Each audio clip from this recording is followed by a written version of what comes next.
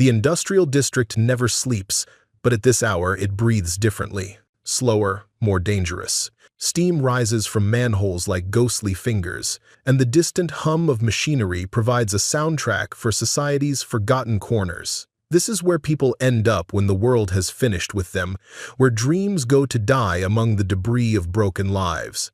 Vera Blackwood knows this territory now. 3 weeks ago, she lived in a colonial house with manicured lawns and matching dinnerware. She believed her husband Richard when he said their 25-year marriage was just going through a rough patch until she discovered him in their bed with Amber, his 28-year-old secretary, and watched her carefully constructed life implode in a single afternoon. The divorce papers were already prepared. The assets already been transferred. The bank accounts emptied. Richard had been planning this betrayal for months, maybe years, leaving Vera with nothing but debt and the wedding dress she'd once treasured. Now she pushes a cart full of aluminum cans through alleys, collecting enough for a weekly motel room and instant noodles. Phoenix Ashworth crouches behind the dumpster, his thin frame shielding his younger siblings from the worst of the downpour. At 12, he carries responsibilities that would crush most adults, but his voice remains steady as he breaks their scavenged dinner into careful portions. River gets the bigger piece, he tells 9-year-old Sage, ignoring his own growling stomach. He's still growing. Sage nods solemnly, her mathematical mind already calculating how long their remaining food will last. She's been keeping track of everything since Grandma Ruby died 6 months ago. Safe places to sleep, dangerous corners to avoid, which dumpsters get filled when. 7-year-old River accepts his portion with the quiet gratitude of a child who's learned not to ask for more. His sneakers, 3 sizes too big and held together with duct tape, splash through puddles as he settles beside his brother. The bread tastes like cardboard and sadness, but it's food, and food means another day of staying together. The scrape of metal wheels on concrete freezes all 3 children like rabbits, sensing a predator. Through the rain emerges a figure pushing a shopping cart. Her movements carry the same careful desperation they recognize in themselves. Vera Blackwood rounds the corner, expecting nothing more than another sleepless night. The sight of 3 small forms huddled behind, refuse stops her cold. For a moment, she thinks she's imagining things. Children don't live in places like this, surely. But River's voice cuts through the rain with heartbreaking clarity. Please, just a little bit more, he whispers, trying to scrape something edible from a discarded fast food container. I'm still hungry. The words hit Vera like a physical blow. 2 weeks ago, she sat in a similar alley behind a McDonald's, crying over her own hunger while counting the coins in her purse. She knows that particular flavor of desperation. Hey, she calls softly, abandoning her cart. It's okay. I'm not going to hurt you. Phoenix immediately moves to shield his siblings. We're not doing anything wrong. We'll move if this is your spot. This isn't about territory, sweetheart. Vera approaches slowly. When's the last time you 3 had a real meal? We manage fine on our own, Phoenix says. Vera kneels in a puddle, ruining what's left of her good pants. Up close, she can see how thin they are, how their clothes hang like empty sacks. River's lips have a bluish tint that speaks of too many cold nights, and Sage's hair shows signs of the kind of malnutrition Vera recognizes from charity documentaries she once watched from her comfortable documentaries. Couch. I've got $23, she says. That'll buy hamburgers and maybe a motel room for the night. Interested? Why? He asks. What do you want from us? It's a fair question from a child who's learned that kindness usually comes with a price. Vera considers her answer carefully because 3 weeks ago, I was sitting in my car in the rain, and I realized nobody was coming to save me either. She meets Phoenix's suspicious gaze. Maybe broken people are supposed to find each other. River takes a tentative step forward. Are you really broken too? Pretty thoroughly, Vera admits. Our grandmother used to say that broken things can be fixed if you're careful with the pieces, Sage whispers. Vera extends her hand. Want to try putting some pieces back together? After an eternal moment, River's small fingers slip into hers, then Sage. Finally, Phoenix nods grimly, as if accepting a business arrangement rather than rescue. The children trail behind her like cautious cats, and for the first time since Richard destroyed her world, she has a reason to keep moving forward. The Sunset Motel squats like a neon tumor against the pre-dawn darkness, its vacancy sign flickering with electrical hiccups. $47 buys them a room with 2 beds, a bathroom with questionable plumbing, and privacy to begin the delicate process of learning to trust. Vera counts her remaining money, while the children shower in shifts, their voices echoing through thin walls as they whisper urgently among themselves. She catches fragments, Phoenix giving instructions about not talking to strangers, Sage calculating how long their sanctuary might last, River asking if the nice lady will still be there when he wakes up. When River emerges from the bathroom, his damp hair reveals auburn curls that frame a face scrubbed pink and clean. Without the grime of street life, he looks impossibly young, like a kindergarten student playing dress-up in oversized clothes. Better? Vera asks, and River nods. The water stayed hot the whole time, he says with wonder. Sage appears next, her dark hair falling in waves to her shoulders. Clean, she's clearly brilliant. Her eyes hold the sharp intelligence of someone who's learned to survive by thinking 3 steps ahead. Phoenix takes the longest shower, and when he emerges, Vera understands why. Beneath the street grime, angry bruises mottle his ribs and back, some fresh, others faded to sickly yellow. The marks tell a story of violence that makes her chest tighten with protective rage. "Who did this to you?" she asks. Phoenix's shoulders stiffen. "Nobody now, that's what matters. How long have you 3 been on your own?" The siblings exchange glances again, that silent communication system they've developed to survive. Finally, Sage answers with the precision of someone who counts everything. 6 months, 2 weeks, and 4 days. Since Grandma Ruby died. "What happened to your parents?" "Car accident when I was 7, Phoenix says. "Grandma Ruby took us in. She was everything good in the world." River clutches his rabbit tighter. "She smelled like cinnamon and always had bandages for scraped knees." Ruby Ashworth, Sage adds with pride. "She taught me numbers and Phoenix how to make paper cranes and River how to read." "What happened after she died?" "Social services." Phoenix spits. "They wanted to split us up, said we were problem children and nobody would take all 3. I heard them talking about sending River to one home, Sage to another, me to some group facility upstate. So we left," Sage says. Phoenix said, "Being hungry together was better than being fed apart." River nods. "Family stays together." "That's the rule. Where have you been living?" "Everywhere. Nowhere." Phoenix shrugs. "Under bridges when it's warm. Emergency shelters when they'll take us without asking too many questions. Libraries during the day. Sage reads to River while I figure out food. The main branch downtown has bathrooms where you can wash up," Sage adds. "And Mrs.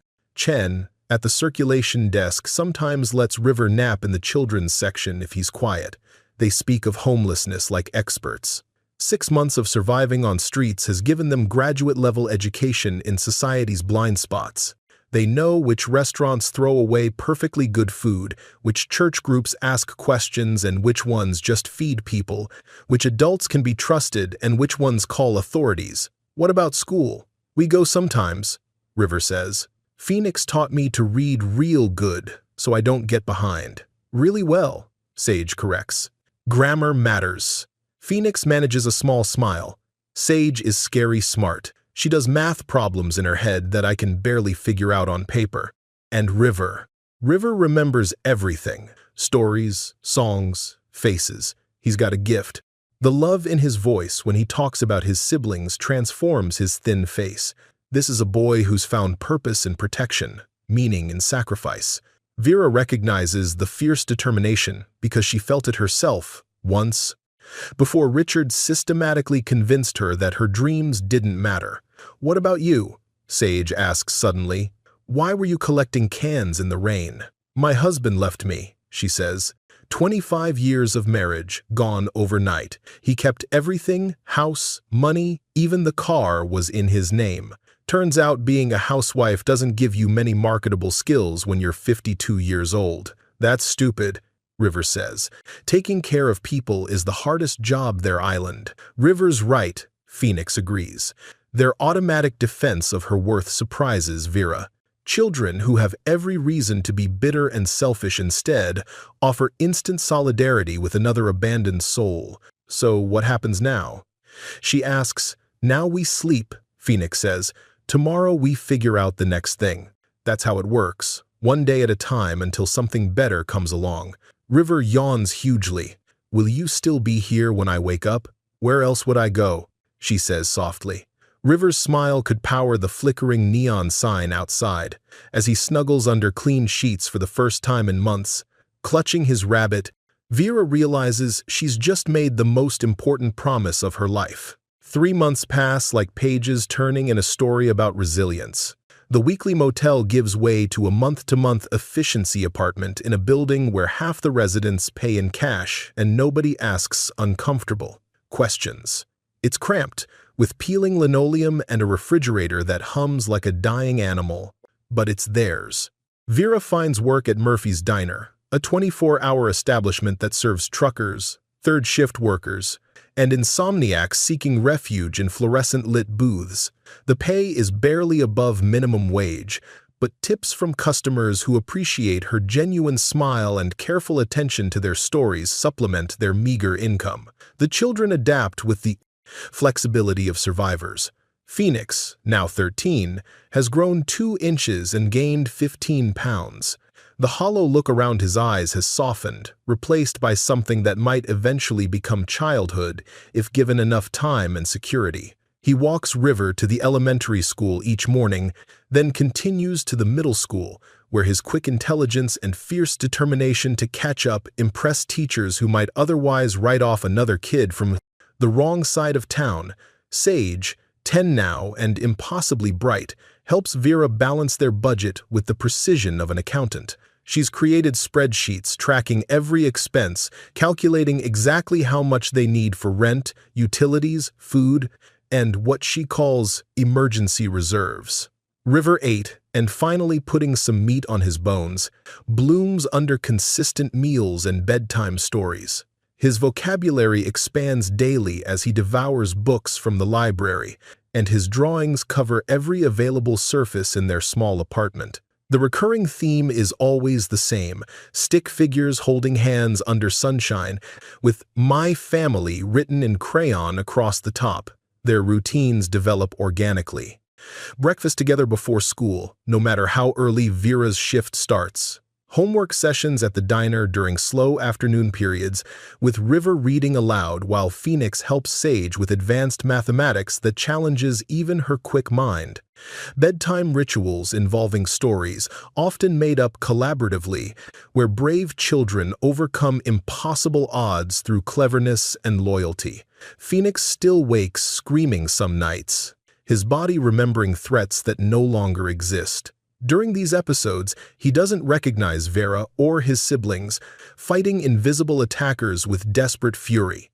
Sage counts everything obsessively: steps to school, cracks in the sidewalk, days since they last had to change addresses. She's created elaborate systems for tracking what she calls safety metrics, and becomes agitated when anything disrupts her carefully maintained order. Vera learns to warn her about schedule changes well in advance, understanding that predictability equals security in Sage's mathematical worldview. River speaks in whispers around strangers and flinches when adults raise their voices, even in laughter. Loud sounds transport him instantly back to whatever violence preceded their life on the streets. Vera struggles with her own healing. Richard's voice echoes in quiet moments, reminding her of every perceived inadequacy, every dream he convinced her to abandon. She catches herself, apologizing for things that aren't her fault, or asking the children's permission for decisions that are clearly hers to make.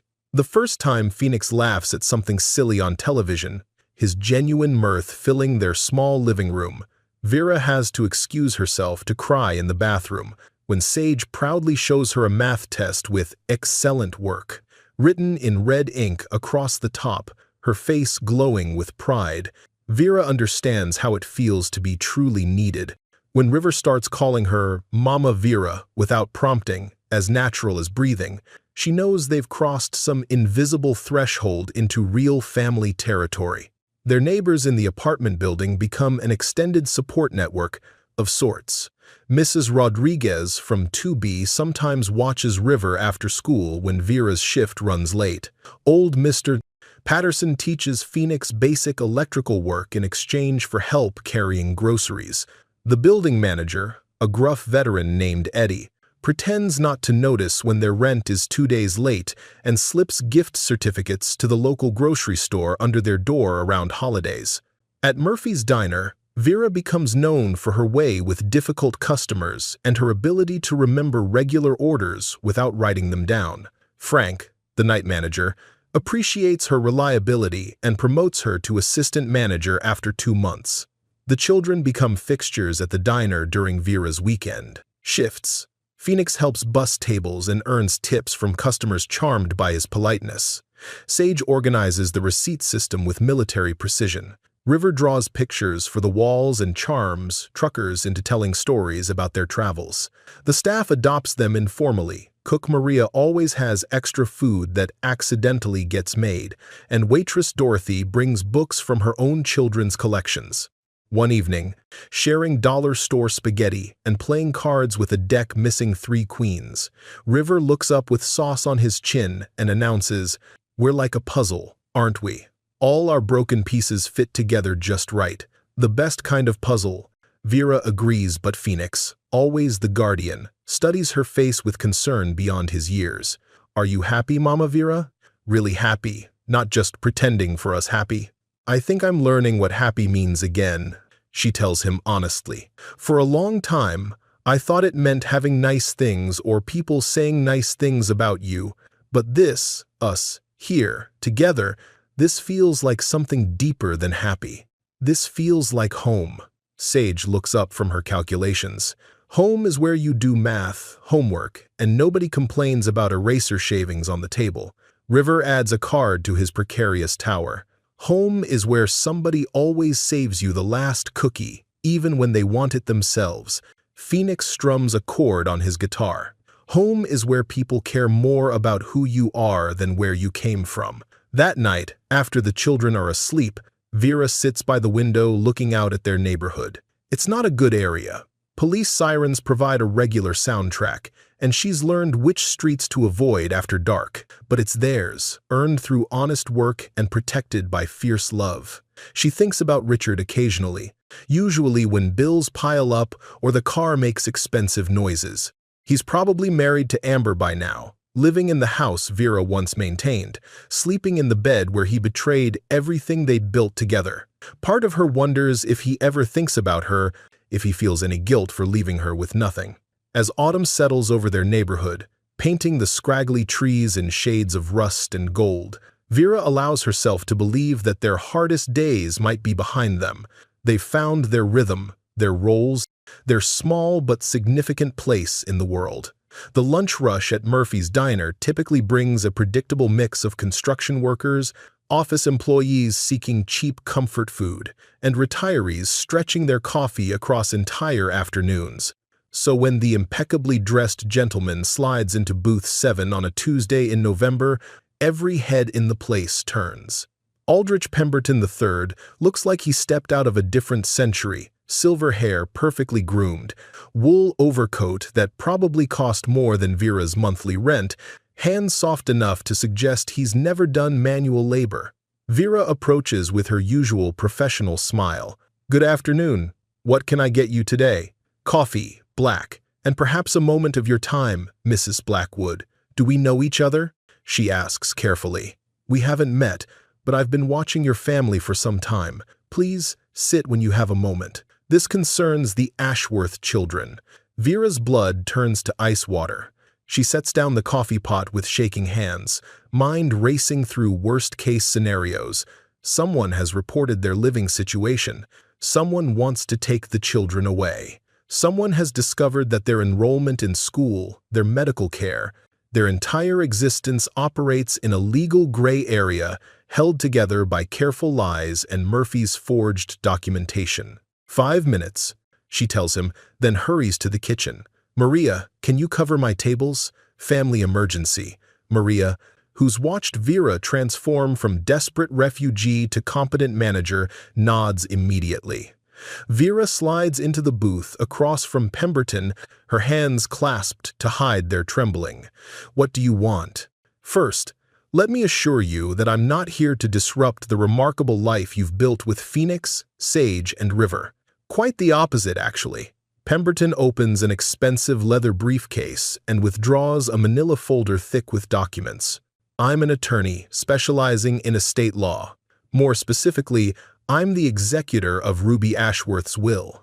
I don't understand. The children said Ruby had nothing.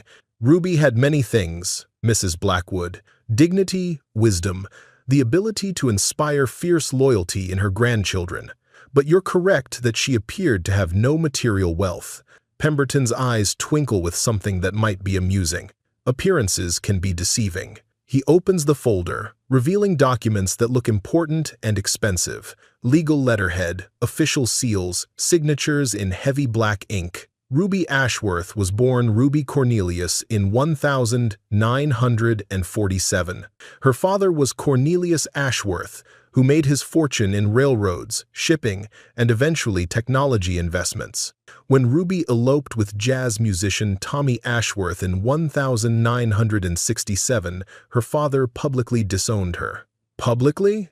The key word there is publicly, Mrs. Blackwood. Privately, Cornelius never stopped loving his daughter, though he was too proud to reconcile while she was alive. His will, written 3 years before his death in 1995, leaves his entire estate to Ruby's descendants, specifically her grandchildren, should she have any. The diner's sounds fade into background noise. Coffee percolating, conversation from other booths, the sizzle of hamburgers on the grill. All of it becomes distant and dreamlike as Pemberton continues speaking. The estate has been held in trust for 28 years, growing through careful investments and compound interest. As of this morning, the total value is approximately $63 million. But Ruby died with nothing, she repeats. Ruby chose to live modestly rather than claim her inheritance, which was her right under the terms of the will. She could have accessed the funds at any time but refused all contact with my office. We only learned of her death through public records, and it took months to locate the children. Pemberton pulls out a series of photographs that make Vera's chest tighten with recognition. Phoenix walking River to school, his hand protectively on his brother's shoulder. Sage organizing homework papers at a diner booth, her tongue poking out in concentration. These were taken over the past 6 months, Pemberton explains gently. I hired investigators to document the children's circumstances after Ruby's death. Not to spy, you understand, but to ensure they were safe and loved. Why? She asks. Why document anything? Because Cornelius Ashworth's will contained a very specific stipulation about inheritance conditions. The money goes to Ruby's grandchildren only if they are being raised by someone who would love them, whether they had $60 million or 60 cents. Someone who would choose them for themselves, not their fortune. You've been documenting whether I love them for the right reasons.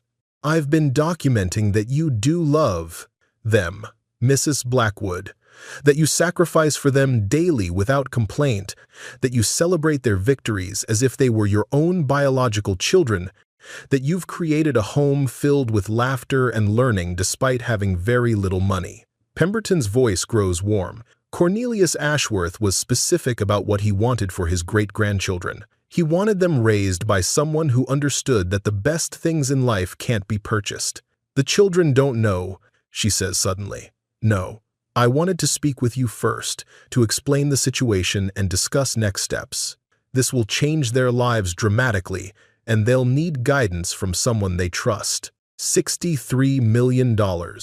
College funds, medical care, opportunities she could never provide on a diner manager's salary. Security beyond anything she dared dream for them. But also attention, complications, People who might question whether 3 homeless children belong with a divorced waitress or whether their enormous inheritance might be better managed by someone with credentials and social standing. What happens now? Now, you have some decisions to make, Pemberton says. The money is theirs regardless, that's not in question. But how they access it, how it's managed until they're adults, where they live, who guides them through the complexities of significant wealth. These are choices that will shape their futures.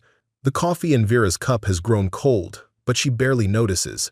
Through the diner's windows, she can see the elementary school where River is probably practicing reading with Mrs. Chen, the librarian who's become another surrogate grandmother figure. In a few hours, Phoenix will walk through that door with Sage beside him, both ready to tackle homework and help with evening prep for tomorrow's breakfast rush. Their life has rhythm now, purpose, the kind of ordinary magic that comes from people choosing to care for each other. But $63 million changes everything. It means opportunities, but also obligations. I need time to think, she says. Of course, but Mrs. Blackwood, there's one more thing you should know. Pemberton gathers the photographs carefully, treating them like precious artifacts. In 30 years of practicing estate law, I've never seen documentation like this. The investigators I hired described watching your family as witnessing something beautiful in action. They said documenting your daily life reminded them why they chose careers in child welfare. That night, Vera sits at their scratched kitchen table surrounded by documents that might as well be written in a foreign language. Trust fund paperwork, investment portfolio summaries, real estate holdings in 3 states, the legal language of enormous wealth spread across their dinner table like evidence of a crime she didn't know she'd committed. The children sleep soundly in their shared bedroom, River's soft snores providing a soundtrack to her racing thoughts. Just 12 hours ago, her biggest worry was whether their ancient car would last through winter. Now she's staring at numbers that make her head spin and considering questions that feel impossibly complex. Vera's mind churns through implications. Private schools versus public schools, where they've finally found their footing. Expensive neighborhoods where they'd be curious rather than just another struggling family. Trustees and financial advisors and tax attorneys who would all have opinions about how 3 formerly homeless children should live. And then there are the people who will emerge from nowhere once word spreads. Distant relatives suddenly discovered affection, investment advisors promising guaranteed returns, charitable organizations seeking donations, even potential romantic interests who might see Vera as a gateway to a fortune rather than a woman worth loving for herself. The questions multiply like bacteria, each one spawning 3 more complications. At 2 in the morning, she finds Phoenix sitting on the fire escape outside their bedroom window, his go-to refuge when sleep won't come. He's grown tall enough that his legs dangle toward the alley below, and his profile in the streetlight looks more man than boy. Can't sleep either? She asks. Bad dreams? He admits. But different ones tonight. Dreaming about social workers again, but this time they're wearing expensive suits and saying we belong somewhere else. What makes you think about social workers? The way you've been staring at those papers all evening, the way you kept checking your phone, the way you asked us weird questions about whether we'd want to live in a bigger apartment. Someone came to see me at work today. About you 3. Are we in trouble? No, sweetheart, not trouble. But she struggles with how to explain something she barely understands herself. Do you remember what your grandmother Ruby told you about her family? She said her father was rich but mean, and she chose love over money when she married Grandpa Tommy. Phoenix's voice carries the rhythms of a story told many times. What if I told you that her father left money for you 3? A lot of money? How much money? Enough that you'd never have to worry about rent or food or college or medical bills. Enough that you could help other kids like you used to be. Enough that people would want to take us away from you? I don't know. Maybe. I don't want money if it means losing you. And I don't want you 3 to miss opportunities because I'm too scared to let things change. What do you think we should do? Phoenix asks. I think we need to talk to Sage and River tomorrow. all together as a family. Because that's what we are now, right? A family? The best kind, Phoenix agrees. The next morning arrives with the kind of gray November light that makes everything look slightly unreal. Vera calls in sick to Murphy's for the first time since she started working there and keeps the children home from school with vague mentions of important family business. They gather around the kitchen table with coffee for Vera, hot chocolate for the children, and pastries from the bakery down the street. An unprecedented breakfast splurge that immediately alerts Sage to the significance of the moment. "This is about the man in the expensive suit," she says. "The one who came to see you yesterday." Vera doesn't bother asking how she knows. Sage notices everything and files it away in her mathematical mind, where patterns become predictions. "His name is Mr. Pemberton, and he's a lawyer. He came to tell us something about your grandmother Ruby that she never told you." She explains carefully, using simple language for River while respecting Phoenix and Sage's intelligence. Ruby's father, the disowned daughter who chose love over wealth, the inheritance that's been waiting for them their entire lives. River's eyes grow wide. "We're rich?" "You're rich," Vera corrects gently. "The money is yours, not mine." "Same thing," River says. "You're our mama now. Families share everything." Sage predictably fixates on the numbers. $63 million. That's 63,000 thousands. We could buy a house with a yard. New clothes that fit properly. A car that doesn't make scary noises. Phoenix remains quiet, thinking. When he speaks, his words carry the weight of someone who's learned that good things often come with hidden costs. What's the catch? It's the right question, the one Vera has been dreading. The catch is that everything changes. People will know about the money eventually. Some will want to be your friends because you're wealthy. Others will think, "I'm not good enough to raise millionaire children." Social workers might decide you need better guardians, people with college degrees and experience managing money. "That's stupid," River says. "You're the best mama in the world. I love your loyalty, baby. But the world doesn't always work the way we want it to." Sage has been doing calculations on a napkin, her pencil moving in quick, precise strokes. "If we have $63 million, we could hire lawyers to make sure nobody takes us away from you, right? Money buys lawyers, and lawyers protect families." "There's something else," she says carefully. "If people find out about your inheritance, they might wonder about my motives. They might think I only kept you because I somehow knew you were wealthy." Phoenix's face hardens with protective anger. "That's a lie. I know it's a lie. You know it's a lie. But proving it might be complicated." River slides off his chair and climbs into Vera's lap. "I don't care about money. I just want to stay with you." Sage sets down her pencil and looks directly at Vera with unsettling intensity. "Do you want to stay with us? Even with all the complications money brings?" "I want to stay with you 3 more than I've ever wanted anything," Vera says honestly. "But I also want what's best for you, even if what's best doesn't include me." Phoenix reaches across the table. "What's best for us is staying together, all of us. Whatever comes next, we face it as a family." River nods. "Like puzzle pieces." Sage picks up her pencil again. "Then we need a plan. Money is a tool, like numbers. It can build things or break things depending on how you use it." For the next 2 hours, they talk about possibilities, modest improvements to their current life versus dramatic changes, private schools versus staying in their neighborhood, moving to a bigger apartment versus buying the building they live in and upgrading it for all the tenants. "We could start a foundation," Sage suggests. "Help other kids like us. Kids whose families get split up or who age out of foster care with nowhere to go. We could keep living here but fix up the building," Phoenix adds. "Help Mrs. Rodriguez and Mr. Patterson and Eddie. Make the whole place nicer for everyone." River contributes his own vision. "We could have a big library room where kids can come read, and nobody asks hard questions about where they live. Their dreams are generous and grounded, focused on using their fortune to create the kind of support system they wish had existed when they needed it most."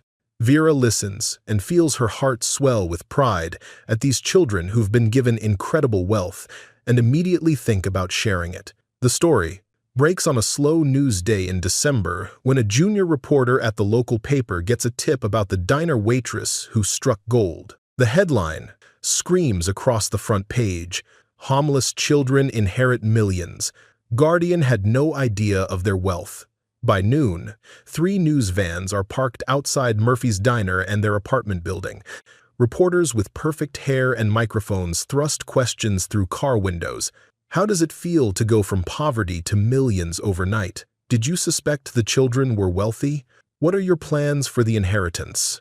Vera huddles in their apartment with the children, curtains drawn, phone ringing constantly with calls from news stations, talk shows, and people claiming to be long-lost relatives of the Ashworth family. Channel 7 says you're a hero.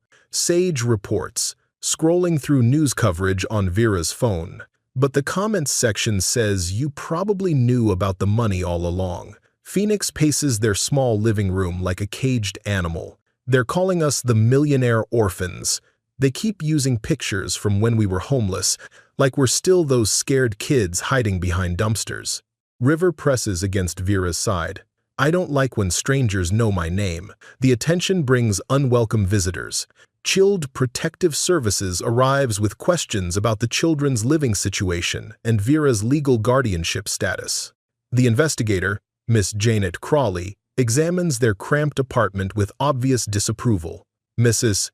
Blackwood, these children are now some of the wealthiest miners in the state. Living in a 2-bedroom apartment above a delicatessen hardly seems appropriate for their new circumstances. They're the same children they were yesterday, Vera says carefully. The only thing that's changed is other people's perception of what they deserve. That's precisely the point. They deserve better than this. Crawley's pen scratches across official forms. Distant relatives emerge like roaches when lights go out. Ruby's cousin Martin Ashworth arrives from Connecticut with genealogy charts and a lawyer claiming that the blood family should have priority over a stranger guardian. Ruby's second cousin, Patricia Wellington, flies in from California, arguing that the children need proper guidance in managing their inheritance. I'm family, Martin insists during an awkward living room meeting that feels like a hostile takeover. These children share my bloodline, my heritage. They should be with people who understand the Ashworth legacy. You never cared about Ruby when she was alive, Phoenix says. Where were you when we were sleeping in alleys? Children their age need stability. Patricia adds smoothly. My husband and I have experience with wealth management. We could provide them with educational opportunities, social connections, and proper preparation for their responsibilities. Sage looks up from her math homework. What kind of responsibilities? Managing a fortune requires sophisticated understanding of investments, tax implications, charitable giving strategies. These aren't skills learned in public school. The conversation continues around the children, as if they're investments to be managed rather than people with their own opinions. Vera watches Phoenix's jaw tighten, sees Sage's increasingly frantic calculations, notices River retreating into himself the way he did during their earliest days together. But the worst visitor arrives on a Thursday evening when Vera returns.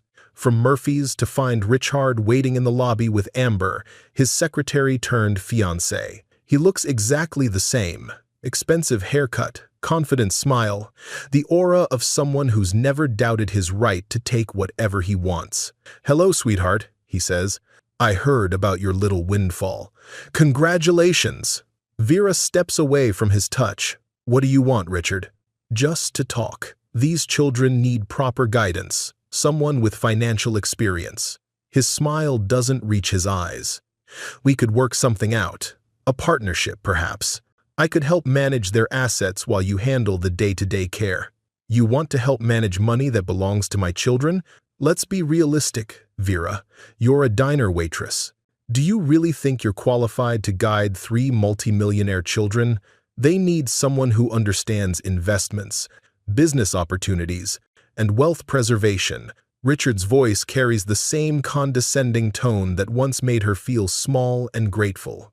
I'm offering to help because I care about you. You cared about me so much you left me with nothing. That was different. This is about what's best for the children, Phoenix appears in the hallway, no longer the terrified 12-year-old from the alley. At 13, he's gained height and confidence, and his voice carries quiet authority when he speaks. She's our mom. You're nobody. Your mom is a gold-digging, is someone who kept us alive when we had nothing. Sage interrupts, flanked by River. What did you do when Mama Vera had nothing? This is temporary insanity, he says, his voice rising. You're all playing house with serious money. These children need adult supervision. They have it, Vera says quietly. I'm not the woman you threw away anymore, Richard. I'm someone who's learned that love requires daily choice, not just words. Don't be ridiculous. You can't possibly. We can, River says. We're a family. Families take care of each other. Richard looks around their small apartment, at the homework covering the kitchen table, at the photos of school plays and soccer games covering the refrigerator, at the obvious love that fills every corner despite the lack of expensive furnishings. This won't last, he says.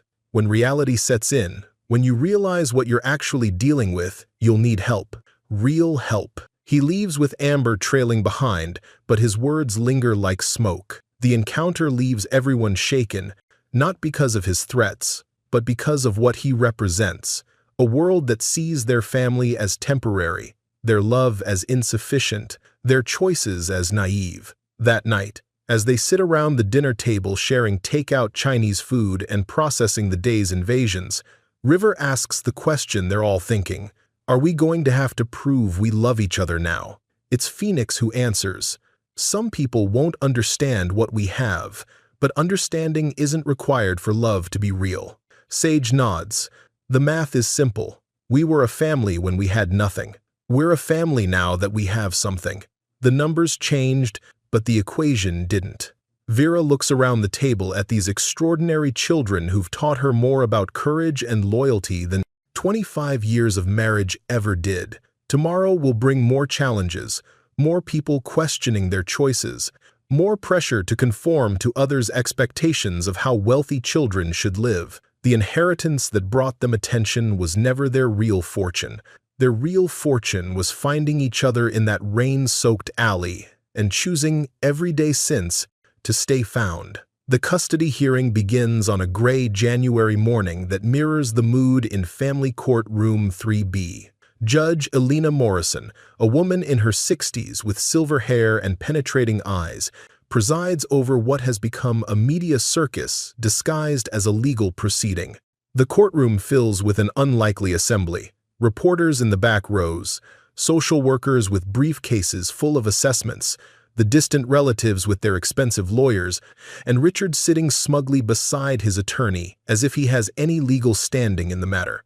Vera sits at the defendant's table, though she's not sure what she's defending against beyond the right to continue loving 3 children who need her. Phoenix, Sage, and River sit in the front row behind her, dressed in their best clothes but looking small and scared in the formal setting. ATTTNRNI Warth, representing Martin Ashworth, opens with a presentation that makes their life sound like a charitable case study rather than a family. Your Honor, we're here today to determine what serves the best interests of 3 extraordinarily wealthy children.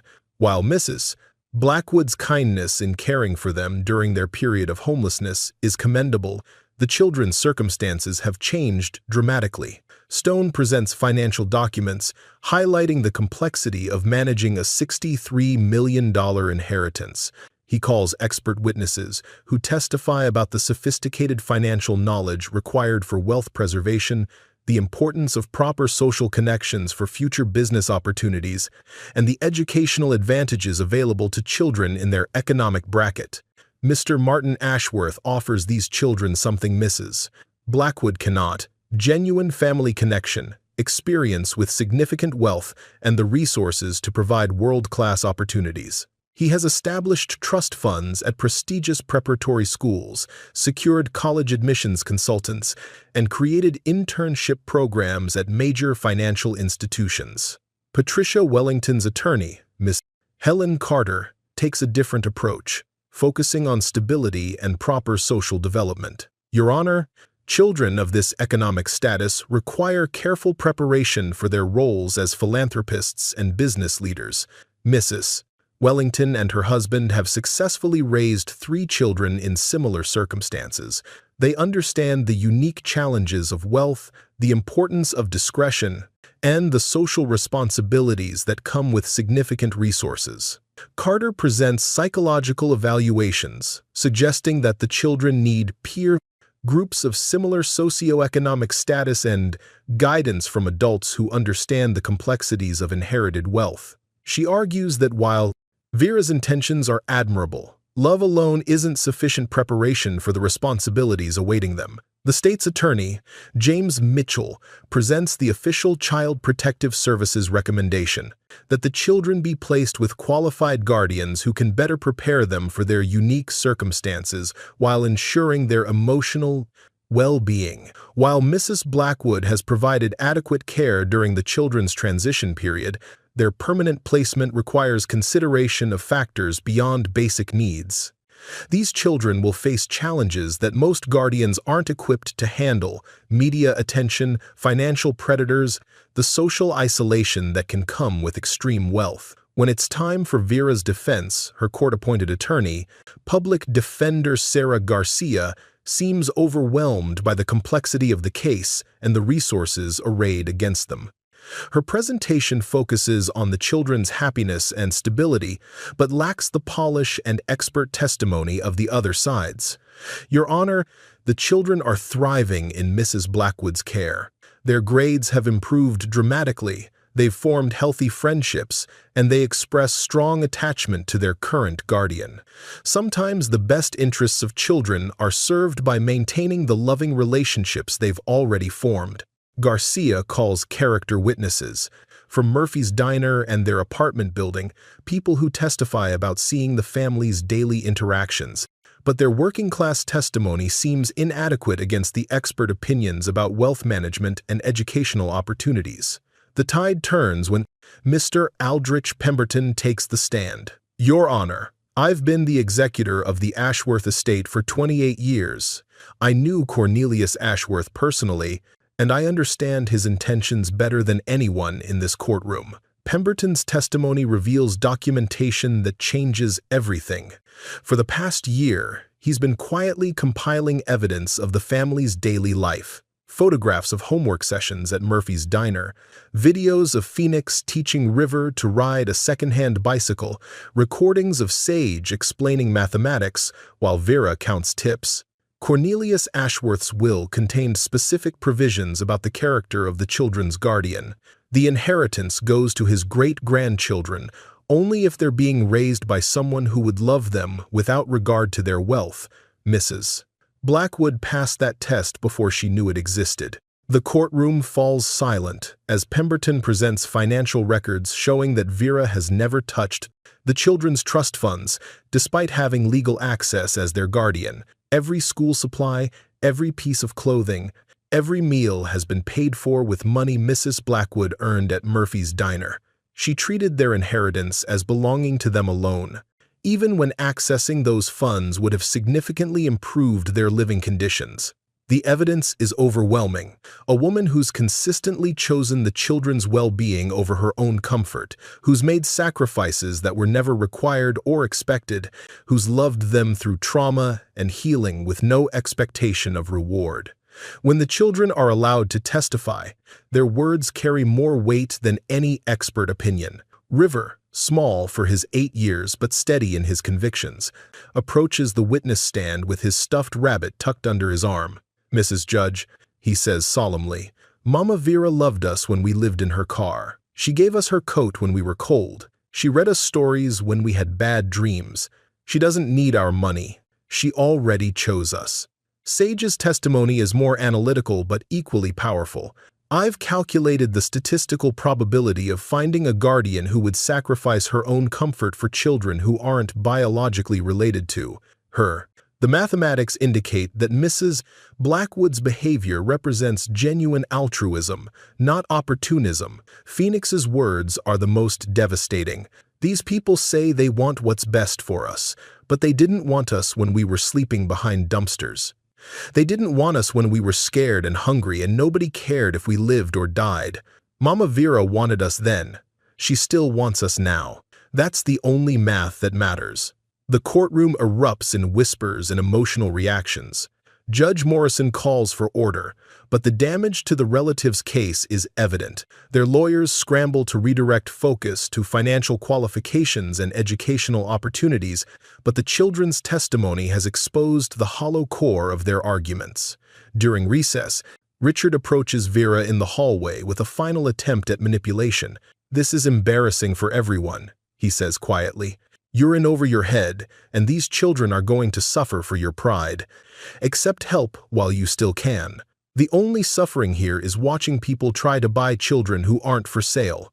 When court reconvenes for Judge Morrison's decision, the packed courtroom falls completely silent. This court has reviewed extensive testimony regarding the placement of Phoenix, Sage, and River Ashworth. Several parties have presented compelling arguments about educational opportunities, financial management, and social advantages that significant wealth can provide.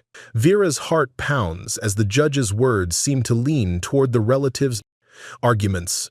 However, one factor supersedes all others in determining what serves these children's best interests: the quality of love and commitment they receive from their guardian. Judge Morrison's voice grows stronger as she continues.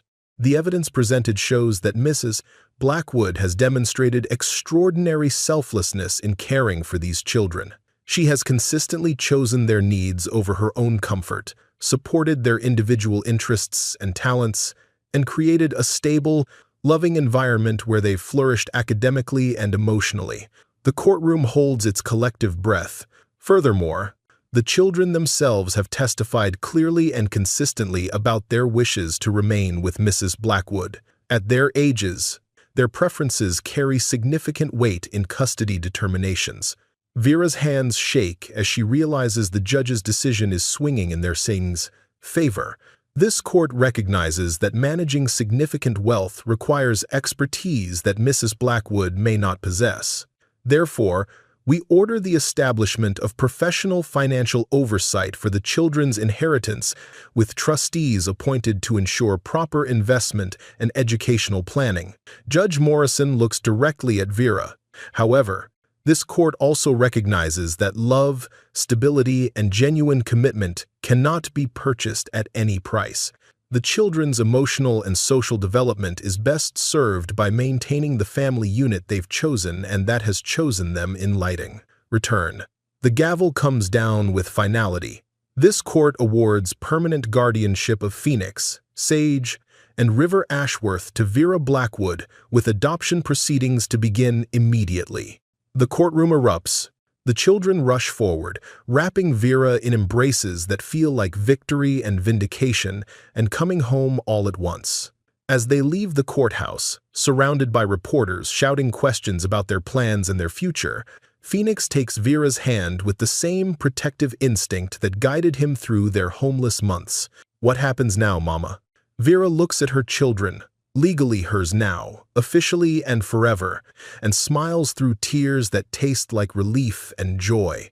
"Now we go home and figure out how to use $63 million to make sure no other kids have to choose between staying together and having enough to eat." 6 months after the custody hearing, the Ashworth Foundation operates from a restored Victorian mansion in the historic district, a building chosen for its combination of grandeur and warmth rather than ostentation. The brass plaque beside the front door reads simply, "Where families find each other." Vera walks through the morning sunlight streaming across hardwood floors, checking preparations for their first major fundraising event. But this isn't a typical charity gala. Instead of expensive champagne and silent auctions, they're hosting a community festival where former foster children, social workers, teachers, and neighbors gather to celebrate connections that transcend traditional definitions of family. The mansion houses both the foundation offices and their family apartment on the 3rd floor. They could have bought a sprawling estate, but the children voted unanimously to live where their work happens, staying connected to the mission that gives their wealth meaning. Phoenix, now 14 and sprouting towards 6 feet tall, coordinates the mentor program that pairs older teenagers with younger children aging out of foster care. His desk overlooks the garden where supervised visits between separated siblings happen twice weekly, and his bulletin board displays photos of successful reunifications the foundation has facilitated. The Henderson twins got placed together, he tells Vera, pointing to a recent update. Same family, same school district. The little girl finally stopped asking when her brother was coming back. Sage, 11 and managing spreadsheets that would challenge most adults, runs the foundation's data analysis program. Her mathematical mind tracks outcomes, success rates, and cost-effectiveness with the precision of a seasoned researcher. She's discovered patterns in family separation that social workers have missed, identifying early intervention points that keep families together. If we increase funding for emergency financial assistance by 12%, she explains to the board of directors during their monthly meeting, we can prevent approximately 43 family separations annually. The long-term savings in therapeutic services alone justifies the investment. River, 9 now and reading at a high school level, coordinates the literacy program that brings books and storytelling to children in temporary placements. His gentle manner and intuitive understanding of trauma help withdrawn children find their voices through shared stories. The foundation's first major success story arrives for the community festival in the form of the Morrison family, 3 siblings who were separated for 2 years before foundation advocacy and financial support reunited them with their grandmother. The children, ages 5 to 12, cling to each other and their elderly guardian with the desperate affection of those who remember being apart. We couldn't have managed without your help, says Elena Morrison, not Judge Morrison, but a different woman whose name creates brief confusion until Vera remembers there are many people fighting the same battles in different roles. The grandmother's story echoes their own. Unexpected guardianship of traumatized children, financial struggles that threaten family stability, bureaucratic systems that sometimes prioritize procedure over love. The Foundation's emergency assistance program provided legal fees, temporary housing, and therapeutic services that made reunification possible. James Cooper, who runs the Connected Homeless Shelter, has become both a professional partner and personal friend to their family. His quiet competence and genuine dedication to vulnerable populations impress them all, but it's his patient courtship of Vera that gradually transforms professional respect into something deeper. You don't have to rebuild your entire life around the foundation, he tells her during one of their evening walks through the neighborhood. You're allowed to want things for yourself, too. It's advice she struggles to accept. The months since the custody hearing have been consumed with establishing the foundation, managing media attention, and helping the children adjust to their transformed circumstances. Personal desires feel selfish when weighed against the needs of children who remain without families, but James's steady presence begins shifting her perspective. Unlike Richard, who demanded to be the center of her world, James supports her mission while gently insisting that she deserves happiness beyond her service to others. His proposal, offered during a quiet dinner in their apartment while the children do homework nearby, comes with understanding of her priorities rather than demands for her exclusive attention. I'm not asking you to choose between love and family, he says. I'm asking to become part of both. The wedding, held in the Foundation's garden on a crisp October morning, reflects their values rather than their bank account. Phoenix walks Vera down the aisle with the dignity of someone who's learned that love multiplies when shared rather than hoarded. Sage serves as maid of honor, her speech combining mathematical precision with genuine emotion as she calculates the probability of finding love twice in one lifetime. River acts as ring bearer, his role expanding to include his stuffed rabbit as co-officiant in a touch that makes everyone laugh through happy tears. The guest list includes Murphy's Diner staff, their former neighbors from the apartment building, Foundation families, and children from their programs. Judge Morrison, the real one, officiates the ceremony, her presence symbolizing official recognition of the family they've built. But the most meaningful moment comes during the reception when Hope Martinez approaches shyly during the father-daughter dance. 8 years old and recently placed in their emergency shelter after her father's arrest and mother's hospitalization. Hope represents the continuing cycle of children who need temporary families while their permanent ones heal. "Miss Vera," she whispers, holding out a crayon drawing titled "My Family." The picture shows dozens of stick figures holding hands around the foundation building, with herself and the Ashworth children prominently featured in the center. "Thank you, sweetheart. This is beautiful. I drew everyone who takes care of me," Hope explains. "The bigger the family, the more love there is to go around." The foundation's work expands as word spreads about their unique approach to family preservation. Traditional child welfare organizations initially viewed their methods with skepticism, too much focus on keeping families together, insufficient attention to regulatory compliance, excessive emphasis on emotional support over clinical interventions. But their results speak louder than criticism. Families receiving foundation support show significantly lower rates of reseparation, higher educational achievement among children, and improved mental health outcomes across all age groups.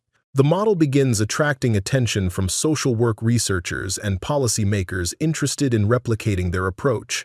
Sara Garcia, Vera's former public defender who's become the foundation's legal advocate, handles the complex cases that require court intervention. "We're not trying to replace social services," she explains to skeptical government officials.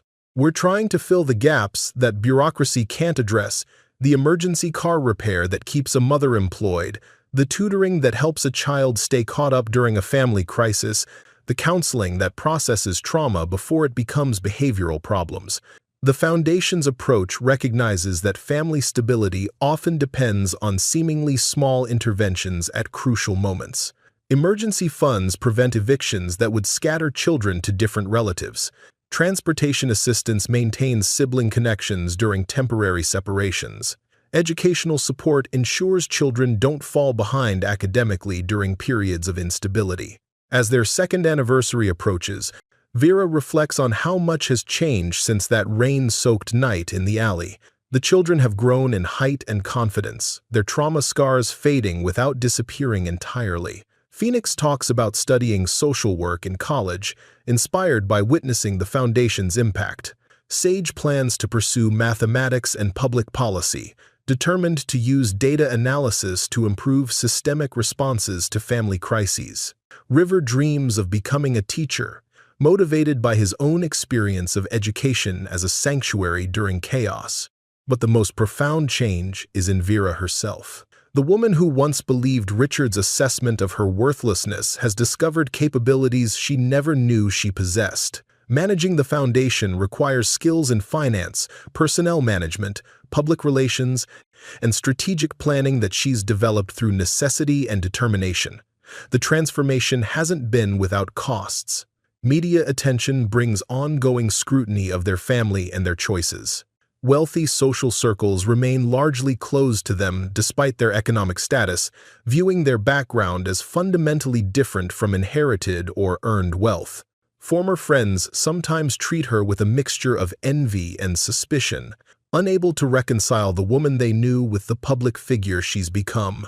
But these challenges feel manageable compared to the satisfaction of purpose-driven work, every family reunification, every child who finds stability, every sibling group that stays together validates their approach and reinforces their mission. The Foundation's impact extends beyond individual cases to influence policy discussions about family preservation.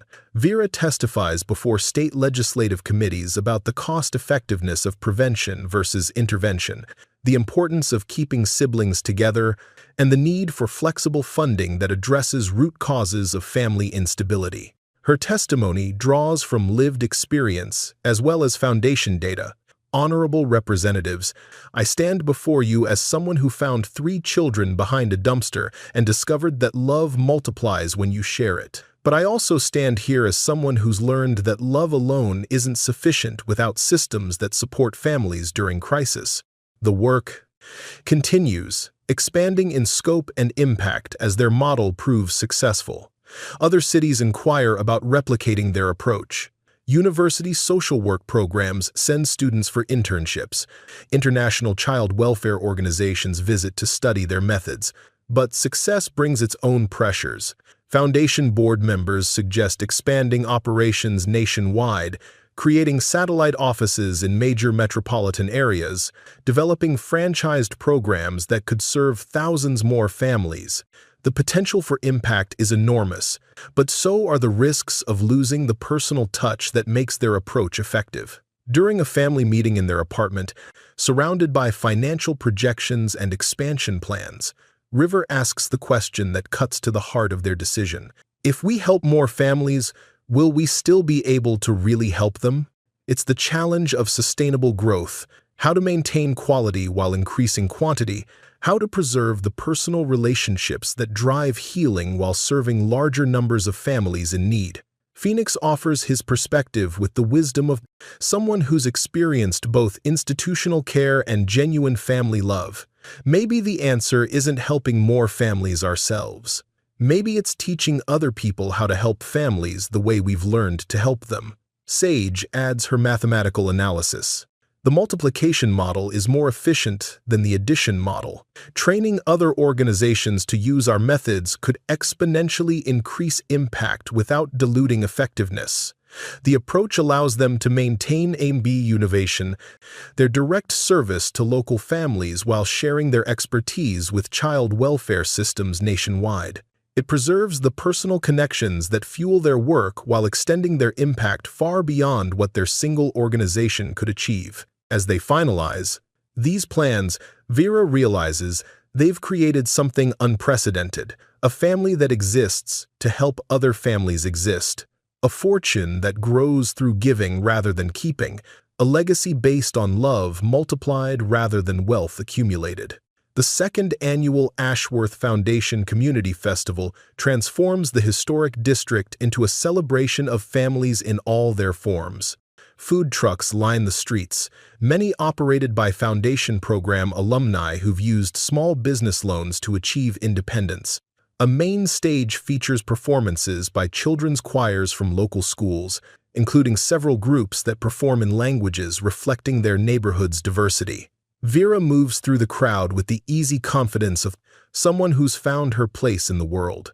2 years of managing the foundation have taught her to navigate complex conversations about funding, policy, and program development while maintaining the personal touch that makes their work effective. She pauses at the information booth where Maria Santos, the former Murphy's Diner cook, coordinates volunteer activities with the efficiency she once applied to breakfast rushes.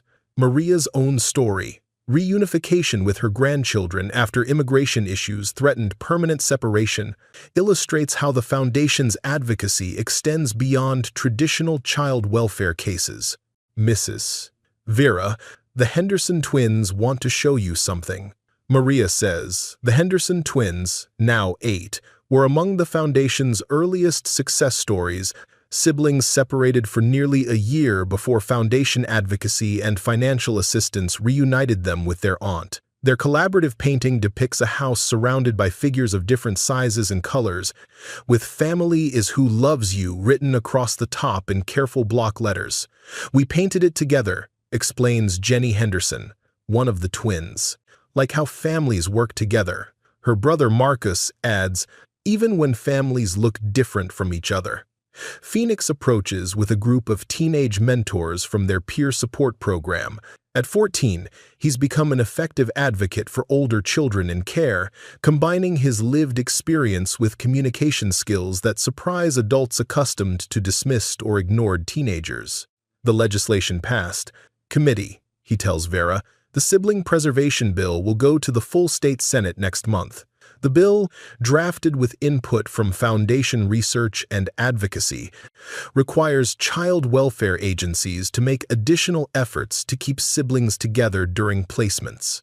Sage's data analysis provided crucial evidence about better outcomes for children who remain with their brothers and sisters, while Phoenix's testimony about their own experience added emotional weight to the statistical arguments.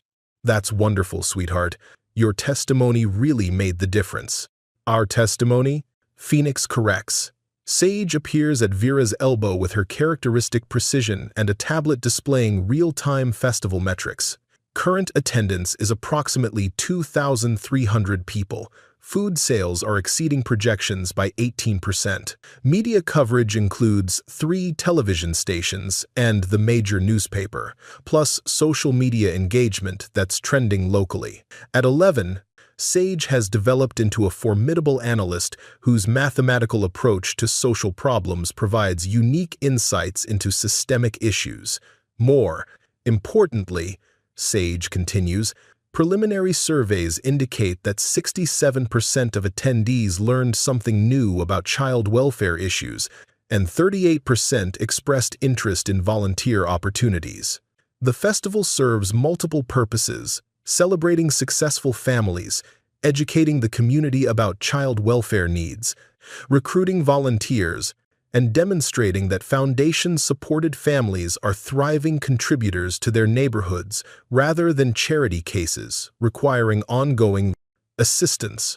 River, now 9 and possessed of an almost supernatural ability to connect with traumatized children, leads a group of younger festival attendees in a storytelling circle under the old oak tree in the mansion's backyard.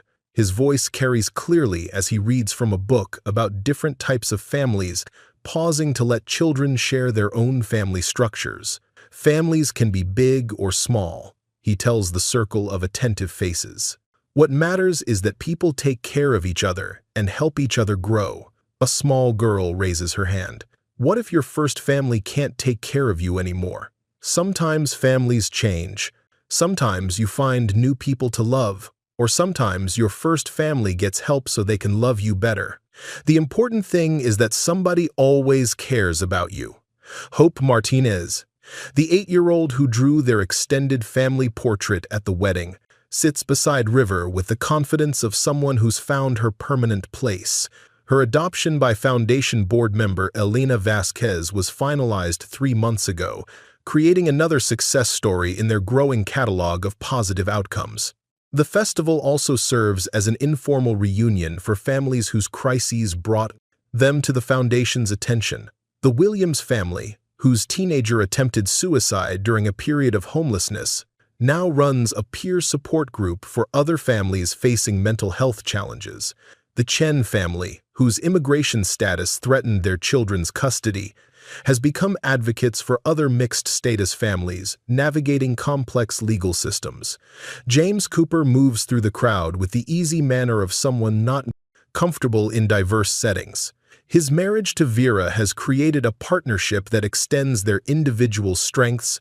His experience with homeless services complements her focus on family preservation, while his natural diplomacy helps her navigate political aspects of advocacy work. The mayor wants to talk about expanding the model statewide, he tells Vera. She's interested in using Foundation training materials to improve outcomes in other cities. The conversation reflects growing recognition of their approach's effectiveness. Foundation-trained social workers show improved success rates in family reunification cases. Organizations implementing their emergency assistance protocols report fewer family separations due to financial crises. Even traditionally conservative child welfare administrators acknowledge that prevention-focused strategies produce better outcomes at lower costs than intervention-only approaches. But expansion discussions also raise questions about maintaining program quality while increasing reach. During evening family meetings, they regularly debate how to share their methods without losing the personal relationships that make their work effective. The festival's keynote speaker, Judge Elena Morrison, takes the stage as afternoon sunlight filters through the mansion's historic windows. Her presence symbolizes official recognition of their work's legitimacy and impact on the broader child welfare system. 2 years ago, I presided over a custody hearing that challenged everything I thought I knew about family formation, Judge Morrison begins.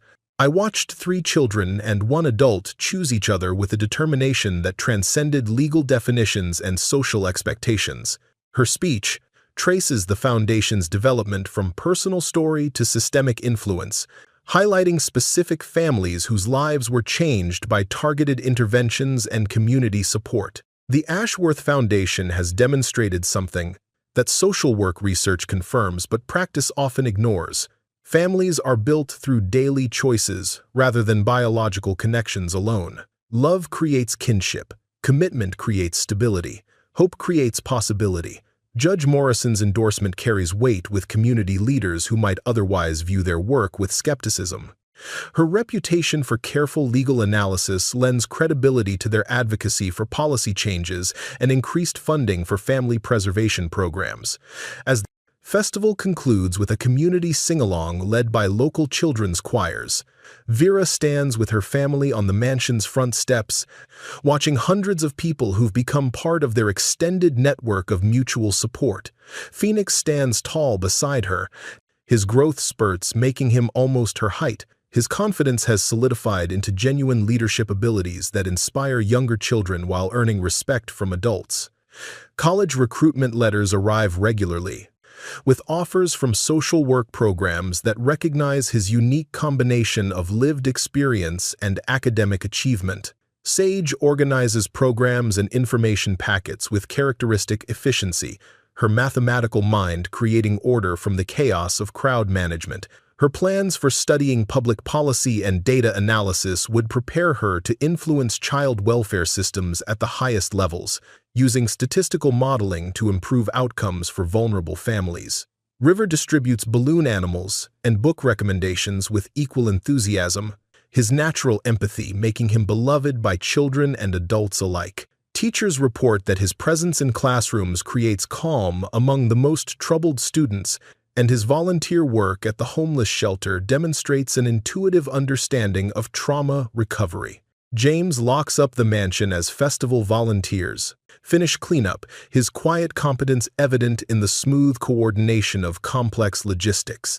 His partnership with Vera has enhanced both their individual missions while creating a model of collaborative advocacy that other organizations study and attempt to replicate. The media attention has largely shifted from sensational stories about their wealth to substantive coverage of their foundation's impact. Feature articles focus on policy changes influenced by their research, families reunited through their advocacy, and community transformation through their programs, rather than the novelty of homeless children inheriting millions. Richard hasn't been seen or heard from since the custody hearing, though occasional reports suggest he's moved to another state after his marriage to Amber ended in another expensive divorce. His brief reappearance in their lives serves as a reminder of how much they've all changed, Vera from dependent housewife to effective advocate, the children from scared survivors to confident contributors to their community's well-being. Their former apartment building has been renovated into affordable housing for families transitioning from homelessness, with built-in support services and childcare facilities. Former neighbors like Mrs. Rodriguez and Miss Patterson serve on the Tenant Advisory Board, ensuring that improvements meet actual resident needs rather than developer assumptions. Murphy's Diner continues operating under employee ownership, with foundation support helping staff purchase the business when the original owner retired. The model demonstrates how community investment can preserve neighborhood institutions while providing economic opportunities for working families. As they climb the stairs to their apartment on the mansion's third floor, Vera reflects on how dramatically their circumstances have changed while their core relationships remain constant. They still share evening meals around their kitchen table, still help with homework, still gather for bedtime stories that have evolved from simple tales to complex discussions about social justice and systemic change.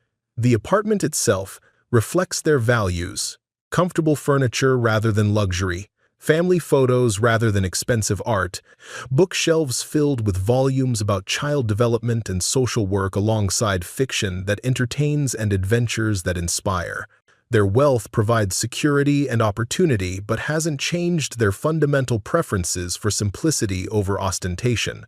River's bedtime routine now includes reading to Hope during her weekend visits, creating a tradition of older children mentoring younger ones that mirrors the Foundation's peer support programs. Sage has covered her wall with charts tracking various Foundation outcomes, her mathematical mind finding comfort in concrete evidence of positive change. Phoenix practices guitar while planning his senior thesis on trauma-informed youth advocacy, his music providing soundtrack to their evening conversations. Before sleep, they gather briefly in the living room for their traditional check-in, a practice started during their early days together that continues despite their changed circumstances. Each person shares something good from their day, something challenging, and something they're looking forward to. Good. The Henderson twins painting. Vera begins. Challenging. Figuring out how to expand training programs without losing quality. Looking forward to. Seeing how the sibling preservation bill affects real families. Phoenix continues. Good. Hearing from the Williams family about their daughter's college acceptance. Challenging. My calculus homework. Looking forward to. The mentor program training session next weekend. Sage offers her analysis. Good. Festival attendance exceeded projections. Challenging. Balancing expansion requests with current capacity. Looking forward to. Presenting our data at the national conference next month. River concludes. Good. Hope asked if she could help with story time at the shelter. Challenging. Remembering all the new volunteer names. Looking forward to. The camping trip with the Chen family next weekend. The ritual provides connection and continuity, ensuring that despite busy schedules and public obligations, they remain aware of each other's daily experiences and emotional needs.